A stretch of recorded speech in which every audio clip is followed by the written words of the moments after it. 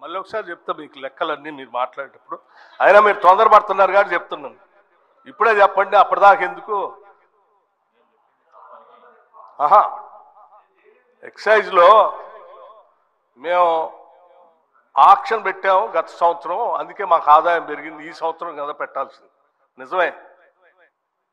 మేము కూడా అనుకున్నాం ఈ సంవత్సరం కదా ఆక్షన్ పెట్టాల్సింది.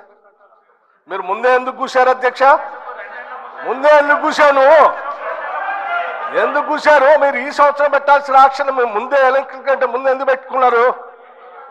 అంటే ఏదో దాంట్లో ఎంత దొరికితే అంత దోసుకుందాం అనే ఆలోచన మీది, అది తప్ప ఇంకోట. రెండోది నేను ఇంకోటి చెప్తున్నా. ఏంటి అధ్యక్ష? టానిక్ లాంటి షాప్స్, దుకాణాలు పెట్టి ఆక్షన్ ద్వారా స్పష్టంగా ప్రభుత్వానికి రావాల్సిన ఆదాయాన్ని ప్రభుత్వానికి రానియకుండా, సంబంధం లేకుండా అడ్డగోలుగా మీరు లైసెన్సులు ఇచ్చి టానిక్ లాంటివి పెట్టి ప్రభుత్వానికి రావాల్సిన ఆదాయాన్ని కొద్దిమంది కుటుంబాల చేతుల్లో బయటట్టు చేశారు. అటువంటి దాన్ని మేము పోలేం. ఆ ఆదాయం అంతా రాష్ట్రానికి వచ్చేటట్టే చేస్తాం. అటువంటి వ్యక్తుల చేతుల్లోకి రాష్ట్ర ఖజానాన్ని పోనీయకుండా మేము జాగ్రత్త కాపాడుతాం. ఆ లెక్కలు కూడా చెప్తాను. మీరు తొందరపడుతున్నారు కాబట్టి ముందే చెప్పాను, ఇంకా ఉంది దాని గురించి అన్ని చెప్తాను.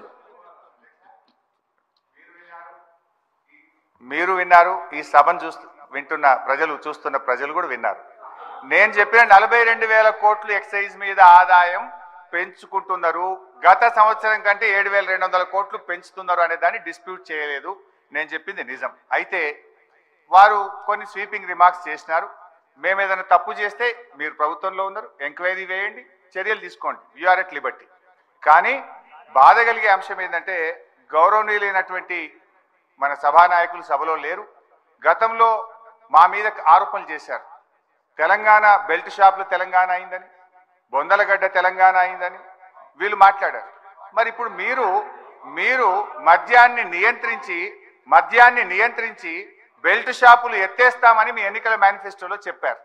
నిజంగా మద్యాన్ని నియంత్రిస్తే, బెల్ట్ షాపులు ఎత్తేస్తే ఆదాయం 42,000 కోట్లు ఎట్లొస్తుంది?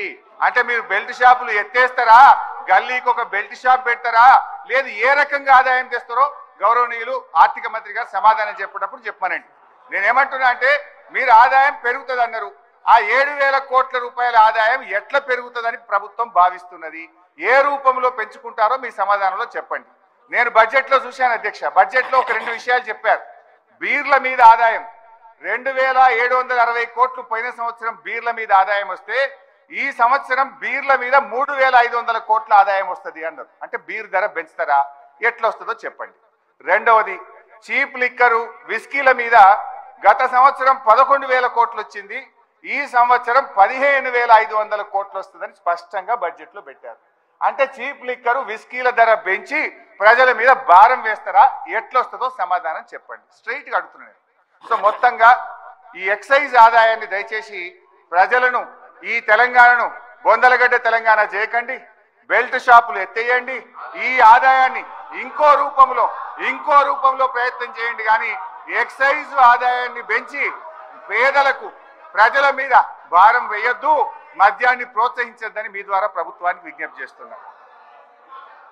అధ్యక్ష అన్నా, నేను ఇంకా 5 పైసలే మాట్లాడింది, చాలా చెప్పేది రాగుంది. అధ్యక్ష